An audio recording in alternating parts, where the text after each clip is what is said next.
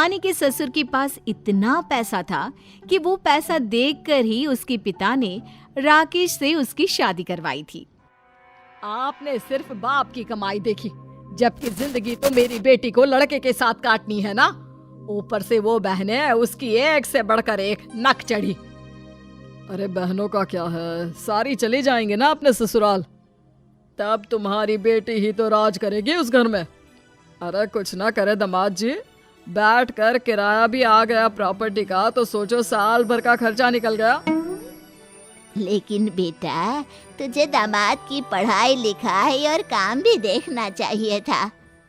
दूसरी तरफ सुहानी के ससुराल में पता नहीं क्या देखा पापा ने इस सुहानी में, छोटी सी हाइट, मुंह में दाने। मेरा भाई तो राजकुमार है, राजकुमार। अरे क्यों बोलती रहती हो मेरी बहू को? राजकुमार भाई का क्या फायदा, कमाता तो कुछ है नहीं। फिर भी इसके पापा ने बिना पढ़ाई लिखाई पूछे शादी कर दी। अरे माँ, पैसा तो देखा ना, हम लोगों के पास जितना पैसा है ना, कोई भी हंसकर शादी कर देता। अरे नहीं बेटा, मैं तो तुम लोगों की शादी लड़के की कमाई देखकर ही करूंगी। होता भी ऐसा ही है। सुहानी की सारी ननदों की शादी हो जाती है, सभी अपने घर में खुश होती हैं। चलो आज हम सब मंदिर चलते हैं। ससुर सभी को खूब घुमाते, खिलाते, पिलाते, लेकिन ननदों को ये पसंद नहीं था। ये क्या है भाभी, हम लोग जब भी ससुराल से आते हैं माँ ही सारा काम करती दिखती है। नहीं नहीं दीदी, मैं माँ जी को कहती हूँ कि वो काम ना करे, लेकिन वो नहीं मानती हैं। लेकिन ननदें सुहानी को सुनाने लगती है कि सुहानी को रोना आ जाता है। सुहानी मेरी बहू नहीं, बेटी है बेटी। इसे कोई परेशान करेगा तो उसकी खैर नहीं। ननदों को पिता का सुहानी के लिए प्यार भी अच्छा नहीं लगता। फिर एक दिन ससुर और सास में लड़ाई हो जाती है। देखो कमलावती, मैं तंग आ गया हूँ तुमसे, रोज रोज की लड़ाई। मैं चाहता हूँ कि अब तुमसे छुटकारा मिल जाए। सुहानी देख रही थी कि कैसे सास ससुर में लड़ाई हो रही है। मैंने भी आपको कितनी बार बोला है कि उस औरत का पीछा छोड़ दीजिए, आपको शर्म नहीं आती? अरे आपका पोता भी हो गया है, समाज में कितनी इज्जत है, और फिर भी वो मेरी दोस्त है, तुम गलत मतलब निकाल रही हो, बच्चों के आगे मुझे बदनाम कर रही हो। लेकिन सास का गुस्सा इतना बढ़ जाता है कि अब मैंने फैसला कर लिया है कि मैं इस घर में नहीं रहूंगी। माँ, कहाँ जाओगी तुम? अरे तो क्या करूं बेटा, कितना सहूं? तेरे पिता की दोस्ती जिस औरत से है ना, वो इनके पैसे लेकर इनको बर्बाद करना चाहती है। अरे छोड़ क्यों नहीं देता ये उस औरत का साथ? कितनी बार कहूं कि दोस्त है वो सिर्फ मेरी। सुहानी को सास ससुर की लड़ाई के बीच में बोलना ठीक नहीं लगता, लेकिन मैंने माँ को रोते देखा है, रात भर वो परेशान रहती है। पापा को समझाओ ना कि माँ को परेशान ना करे। अरे उस औरत का साथ छोड़ क्यों नहीं देते? ठीक है, मैं कल बात करता हूँ पापा से। अगले दिन मैं तुम तीनों से बात करना चाहता हूँ। मैं अब इस औरत के साथ नहीं रह सकता हूँ। मेरे पास पैसा है, जायदाद है, घर है। तुम दोनों का फैसला है कि मेरे साथ रहना है या फिर अपनी माँ के साथ जाना है। बात काफी बढ़ जाती है। सुहानी मायके जाती है, जहाँ उसकी माँ कहती है, बेटा सास के साथ रहकर क्या करेगी? पति कमाता है नहीं, घर कैसे चलेगा तेरा? जाने दे उसे जहाँ जाए। पर माँ, मेरी सास की तो कोई गलती नहीं है। कोई पत्नी कैसे बर्दाश्त कर सकती है कि उसका पति किसी और के साथ जाए? बोलो माँ। पर बेटा तुम क्या करोगी, कैसे घर चलाओगी? हम लोगों ने तो तुम्हारी शादी ही बड़ा घर और प्रॉपर्टी देखकर की थी। क्या करोगे पापा, जब बेटी के भाग्य में ही राज करना ना लिखा हो? मैं अपनी मासूम सास को यूं ही नहीं छोड़ सकती। ये उनकी इकलौते बेटे हैं। अरे तो बेटियां भी तो है ना, उनके घर चली जाएंगी, उन लोगों के पास रहेगी। तू कैसे करेगी सुहानी? तेरा पति काम करेगा नहीं और तूने कभी काम किया नहीं।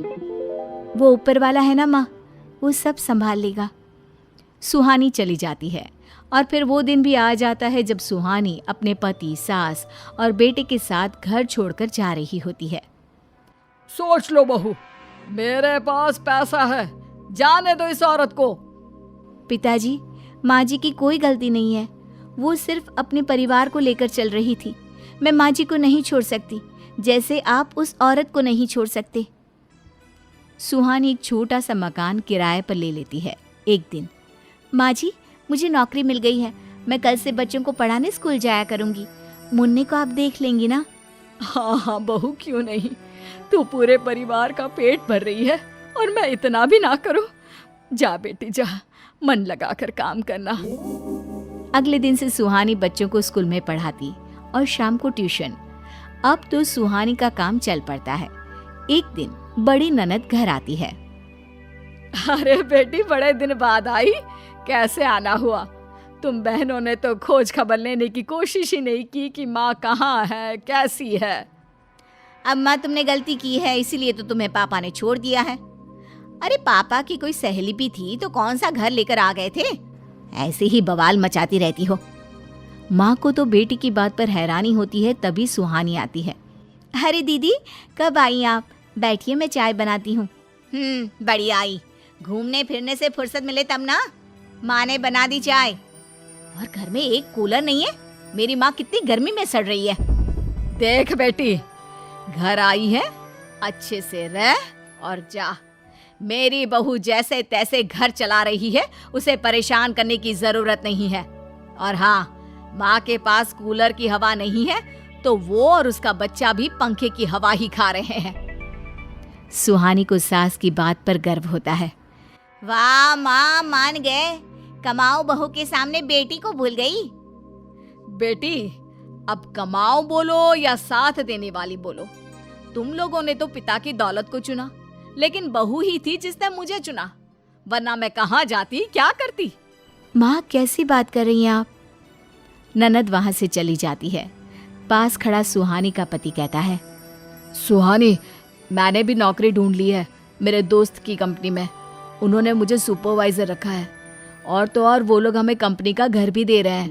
अरे वाह बेटा, चलो कम से कम हम लोगों का किराया तो बचेगा। बहू, मेरी ये गहने भी तू रख ले। वैसे तो मैंने तुझे दुख के सिवा कुछ नहीं दिया। कैसी बात कर रही हैं माँ? आपने तो मेरे पति जो कि काम नहीं करते थे, काम करना सिखा दिया। अब मेरे पास आपके गहने या पिताजी के पैसे रहे ना रहे, कभी किसी चीज की कमी हो ही नहीं सकती। अरे जीती रह बेटी, भगवान सबको तेरे जैसी बहू दे। रघुवेंद्र, मेरी बेटी मधु का ख्याल रखना मेरे जाने के बाद। रामलाल, ये तो कैसी बात कर रहा है? तू कहीं भी नहीं जा रहा, कहीं भी नहीं। और रही बात मधुलिका के ख्याल रखने की, तो वो तो मेरी भी बेटी समान है। कितना कुछ किया है तूने मेरे लिए, पैसों से लेकर घर और कई कई चीजों की मदद की है। और तू कह रहा है कि मैं मधु को संभालूं? अरे बेशक संभालूंगा, इसमें कहने की कोई जरूरत नहीं है। नहीं रघुवेंद्र, वैसे नहीं। तू तेरे बेटे अंकुश की शादी मेरी बेटी मधुलिका से करा दे। क्या? ये आप क्या बोल रहे हैं रामलाल भाई साहब? मेरे अंकुश की शादी तो हो चुकी है और वो अपनी बीवी मेघा के साथ बहुत खुश है। ये कैसे मुमकिन हो सकता है? आपको ये करना होगा त्रिवेणी भाभी, वरना मेरी आत्मा को कभी शांति नहीं मिलेगी। इतना कहकर रामलाल की सांसें रुक जाती है और उसकी मृत्यु हो जाती है। रामलाल ने रघुवेंद्र जी की बहुत मदद की होती है और उसी का कर्ज चुकाने के लिए रघुवेंद्र के बेटे अंकुश को मेघा से शादीशुदा होने के बावजूद भी शादी करनी पड़ती है। मेघा घर में ही स्वेटर्स और मफलर बुनती और उन्हें ऑनलाइन बेचती। सास त्रिवेणी को अपनी दोनों बहुएं नापसंद थी। अब सौतन मधुलिका घर में प्रवेश कर चुकी होती है और वो अपने भोले पिता से पूरी अलग होती है। वो तो लालची और बहुत बड़ी 420 होती है। आइए देखते हैं इस 420 सौतन की कहानी। 12,365 इन्हें गुलक में डाल देती हूँ और फिर मुझे और 3 मफलर बुनने हैं। आज ऑर्डर्स बहुत है। मधुलिका मेघा के कमरे के बाहर से छुपकर ये देख रही होती है। वाह वाह वाह वाह, इतने सारे पैसे। मेरी सौतन तो बहुत तेज निकली, अकेली कमा दी है। लेकिन माय डियर सौतन, अब तेरी इन पैसों पर मेरी नजर पड़ चुकी है और इन्हें अब मेरा होना होगा। रात में जब सब सो जाते हैं तभी घूंघट में आकर मधुलिका चुपके से मेघा के कमरे में आकर उसकी अलमारी में से उसका गुल्लक चुरा लेती है और साथ ही साथ उसके बुने हुए मफलर और स्वेटरों को भी फाड़ कर चली जाती है। अगले दिन ये क्या हो गया?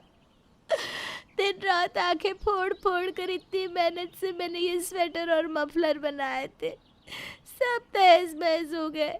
और तो और चोर ने मेरा गुल्लक भी चुरा लिया। इसलिए 1000 बार कहा है कि कमरे का दरवाजा और खिड़कियां बंद करके सोया करो।